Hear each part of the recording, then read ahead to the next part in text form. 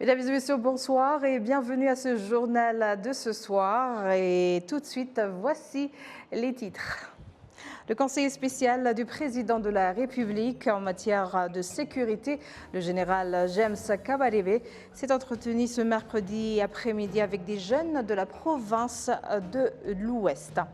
Le Parlement rwandais a signé un protocole d'accord avec le Parlement ghanéen qui met l'accent sur l'établissement des partenariats et le renforcement des capacités ainsi que sur la coopération diplomatique et politique internationale.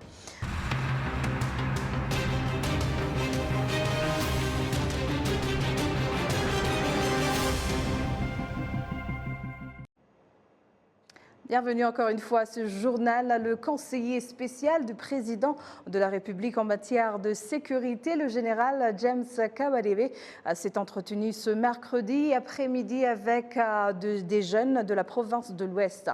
Au total, 306 jeunes faisaient partie du groupe des jeunes, dont la majorité était composée de bénévoles. Ces jeunes participent à une formation sur les rôles des jeunes dans la construction du Rwanda qui se déroule au centre de formation de la police de Gishari en district de Rwamagana. Après avoir suivi l'intervention du conseiller spécial du président de la République en matière de sécurité, le général James Kabarebe, les jeunes ont été indiqués avoir apprécié ces enseignements qui ont porté sur le patriotisme. Le général James Kabarebe est revenu dans son intervention sur l'histoire du Rwanda depuis l'ère coloniale et leur a montré la voie suivie pour la lutte pour la libération nationale. Il a indiqué par ailleurs que cette lutte était motivée sur les valeurs du patriotisme, de la patience, du dévouement, de la grande souffrance et du sacrifice. Cette formation sera complétée par une formation supplémentaire sur des questions de développement communautaire.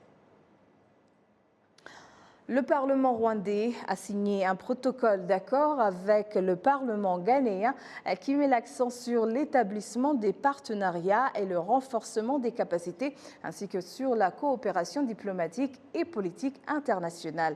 Du côté rwandais, l'accord de coopération entre les deux parlements a été signé par la présidente de la Chambre des députés, honorable Mukabalisa Donatil. Du côté du Ghana, l'accord a été signé par le président du Parlement du Ghana, Alban Suman Kingsford Bagdin. Les sénateurs, membres de la Commission de développement économique et financier, effectuent une visite de travail en district de Rouillé. Sur place, les responsables locaux du district ont présenté aux sénateurs les différentes activités de développement de la ville de Rouillé, une ville couvrant actuellement une superficie de 69 km².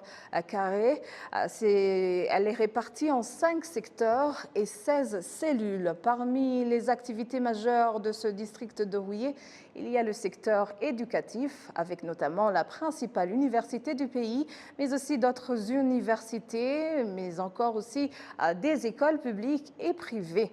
Les instituts de recherche tels que le RAB et l'hôpital modèle du centre hospitalier et universitaire de Boutari CHUB.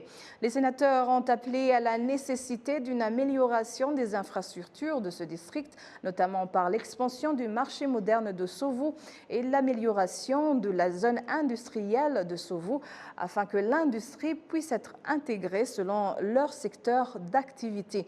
Les représentants du peuple ont conseillé à l'administration du district de Rouillé de trouver un autre espace pour construire et installer des nouvelles industries pour éviter par ailleurs de perdre des opportunités lorsqu'elles se présenteront avec l'arrivée de nouveaux investisseurs. La zone industrielle actuelle de Sovo est installée sur une superficie de 50 hectares. Selon l'administration du district d'Orouillé, des plans sont en cours pour la construction d'un autre site industriel en secteur Mbazi. Concernant l'accueil, l'administration du district indique que dans chaque secteur, les responsables sont censés organiser l'accueil afin d'accélérer le processus de création de nouveaux emplois. En termes de route, l'administration du district de Rouillé a indiqué que la ville sera élargie et des routes goudronnées seront construites pour accélérer le développement. Le nombre des cas liés au coronavirus grimpe ces derniers jours au Rwanda, laissant présager un rebond de la crise sanitaire. Inquiet, la population réclame des mesures pour inverser la barre, pour éviter au pays de connaître des nouveaux pics susceptibles de mener à des restrictions sévères. Les précisions avec Patrick Nilidandi. Les indicateurs repasseraient-ils au rouge? Depuis quelques jours, on voit d'ores et déjà une légère augmentation de la circulation virale du coronavirus. Le fait que la plupart des mesures préventives et restrictives aient été levées, donc plus obligatoires, de nombreuses personnes les ont complètement ignorées. Je me lave toujours les mains avant d'entrer quelque part, mais beaucoup de gens ne les font plus, comme si la pandémie avait disparu. Pourtant, c'est un fait que se laver les mains régulièrement est important pour lutter contre la Covid. De nombreux Rwandais comprennent encore la menace que représente la Covid-19, bien qu'ayant perdu de sa virulence. Ils demandent par conséquent aux autorités de réactiver l'action menée par de jeunes volontaires au plus fort de la pandémie pour combattre le mal. Les gens viennent de province en pensant que la Covid a disparu parce qu'ils ne voient pas les jeunes bénévoles. Le remettre en place peut forcer certaines personnes à respecter certaines règles. Certains des jeunes bénévoles sont découragés par la réaction de certains Rwandais qui les snobent ouvertement en disant ne pas comprendre leur utilité, alors que selon eux, la pandémie est terminée. Certains nous demandent ouvertement ce que nous faisons encore là, en disant que la pandémie est passée. C'est difficile de faire comprendre à une telle personne l'importance des mesures préventives. Nous avions l'habitude d'avoir des organes de sécurité qui nous aidaient. Et maintenant, ils ne les font plus. Avant, les gens respectaient les mesures parce qu'ils pouvaient voir qu'elles étaient appliquées. C'est pourquoi nous demandons que cet appui nous soit de nouveau fourni. L'année dernière, le ministère en charge de la Santé a signalé que 26 nouveaux cas de Covid-19 avaient été détectés dans le pays et que le virus avait tué 5 personnes la semaine dernière après une longue période sans nouveaux cas. Certains spécialistes mettent en garde les citoyens sur la présence du coronavirus dans le pays. Je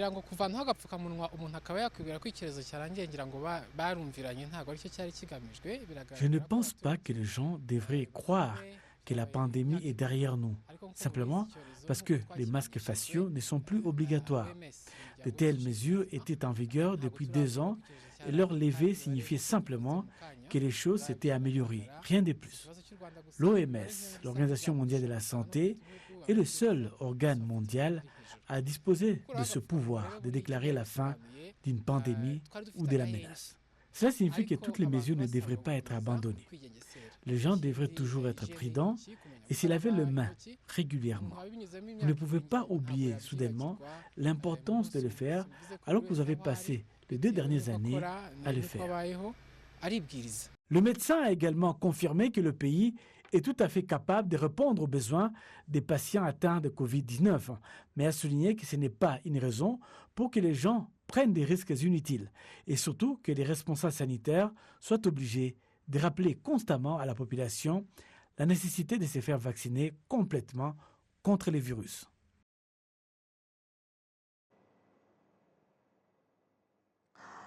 L'ONG allemande Cognos a l'intention d'ouvrir un centre de formation en physiothérapie pour les malvoyants au Rwanda, afin d'augmenter le nombre des physiothérapeutes professionnels dans le pays et en leur donnant la capacité d'identifier les tumeurs du cancer du sein. Le récit de Patrick Nilidandi. Jean-Claude Bihimbare est un malvoyant, mais la vue n'est pas quelque chose dont lui et d'autres comme lui ont besoin pour pratiquer la physiothérapie. C'est ce métier qui me permet de vivre, de payer mon loyer, ma nourriture, même mes déplacements. Depuis 2017, l'organisation Saying Hands Rwanda a formé 50 personnes officiellement aveugles pour devenir physiothérapeutes et maintenant a signé un accord avec l'ONG allemande Cognos qui l'aidera à étendre considérablement ses opérations. Very interested and enthusiastic about developing this program with the Seeing Hands. Nous sommes très fiers de soutenir ces personnes malvoyantes car elles ont des qualités insoupçonnées, notamment pour détecter les cancers du sein, surtout à un stade précoce, de telle manière qu'elles peuvent jouer un rôle déterminant dans la lutte contre les cancers. Of fighting cancer.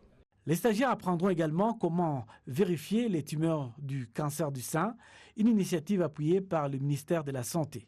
Cancer y'ibere igitangira cyane cyane. Le premier signe du cancer du sein sont généralement des changements dans la peau d'une personne et ce qui peut ressembler à une grosseur au niveau du sein lui-même. Ils peuvent nous aider avec un dépistage de base à grande échelle et si nécessaire, nous pouvons ensuite utiliser des appareils à rayons X dans les hôpitaux pour les mammographies, en particulier pour les personnes suspectées d'avoir un cancer du sein. Le Rwanda compte actuellement 400 kinésithérapeutes, mais seulement 70 sont officiellement reconnus. Voilà, c'est tout pour ce soir et au nom de toute l'équipe qui a contribué à sa réalisation, je vous remercie moi-même Michel Iladukunda. Bonne poursuite des programmes et d'ici là, portez-vous bien.